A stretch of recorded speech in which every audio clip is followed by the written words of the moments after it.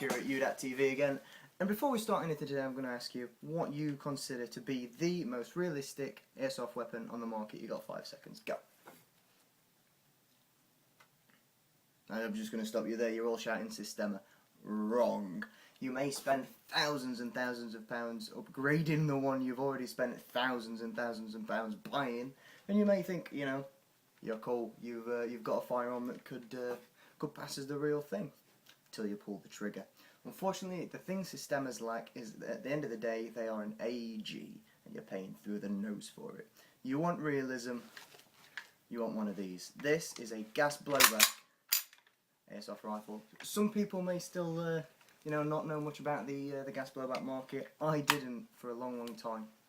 You know, a lot of people feel comfortable with AEGs. A lot less maintenance. Sorry, they'll run in almost any weather, and you know, you don't have to buy mags that, you know, specific to the gun. You don't have to take them apart after every time you've used them and, you know, get greasy, but that's what gun monkeys do, and, you know, a lot of us like it. Specifically, this is the GHK AK74u.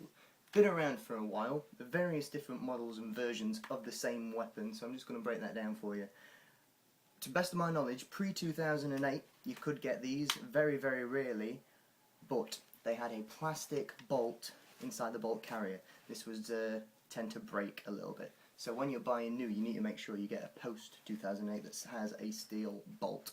That should be fine, however, should you wish, you can upgrade, like this one, to an rak bolt.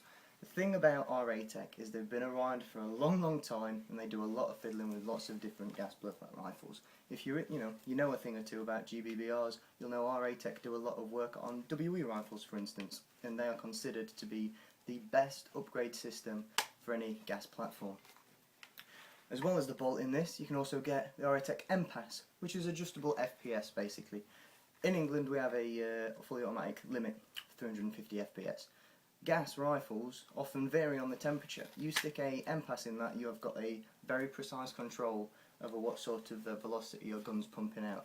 Ideal when you want to take a gun to the woods, or then to a CQB environment where you need to bring it down, and more importantly when the weather's changing, because obviously gas expands with different temperatures and you'll get different velocities without an MPAS. You know, it's complicated-ish, but you know, try and stay with it. It's a very, very worthwhile and essential piece of kit. On top of that, there's rak hop-up. The standard hop-ups are fine, but you know, it's got the name on it, it's going to be a little bit more reliable. You can also, which would really surprise me, put an AEG barrel through this. A lot of gas rifles require specific gas blowback barrels. Not this, this has got a Mad Bull version 2 tie bore barrel in there. Now the one thing that is proprietary, of course, I've stated, magazines. These are 50 round magazines, quite hefty. They're very clever compared to other gas mags as well, and I'm going to tell you why.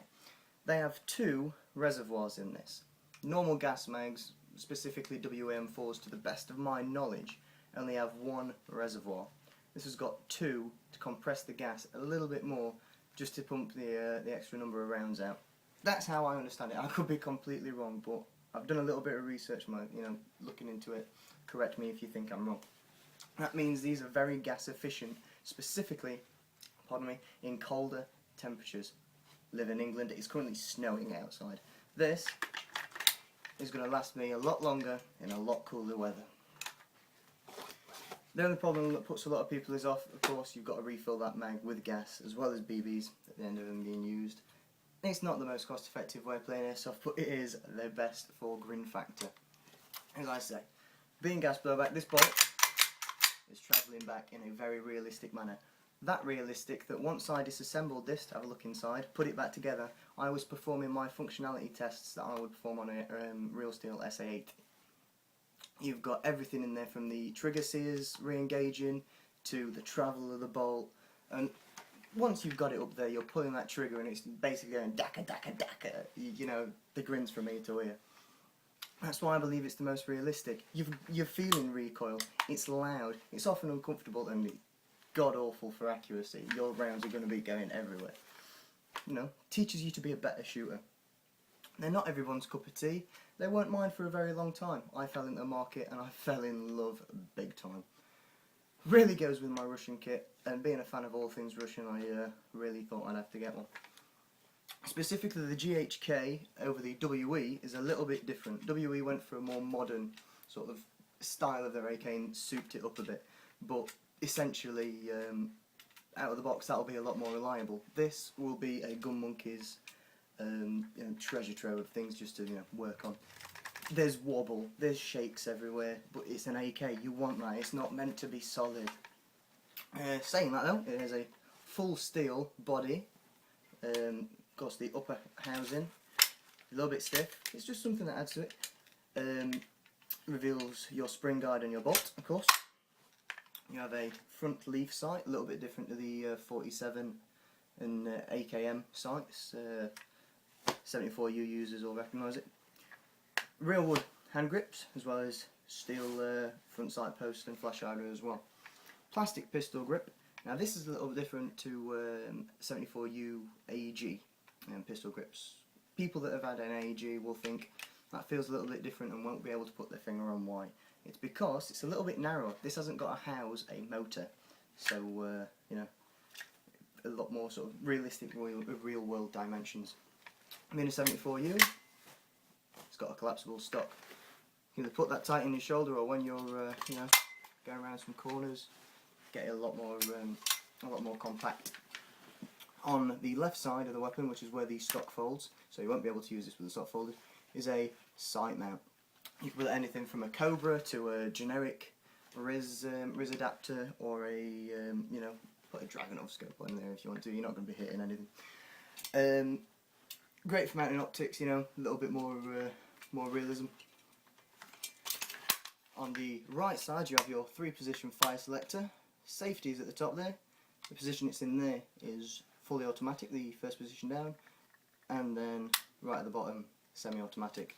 I would recommend using semi-auto a lot with a gas rifle because you have only got 50 rounds and it's not the quickest procedure to bomb up. However, once you flick it up into full auto, if you know you're going to hit that guy, 1, he's going to be shitting himself, and 2, you're going to have a massive smile on your face. And of course the charging handle up there as well. As I say, not everybody's cup of tea, but this is a fan favourite. This is going out Saturday. I will show you what it's like out there, and hopefully it should still be snowing, so we'll be able to let you know exactly how it handles in around about 1-2 degree temperature. Also with the snow, expect a bit of snow camo as well.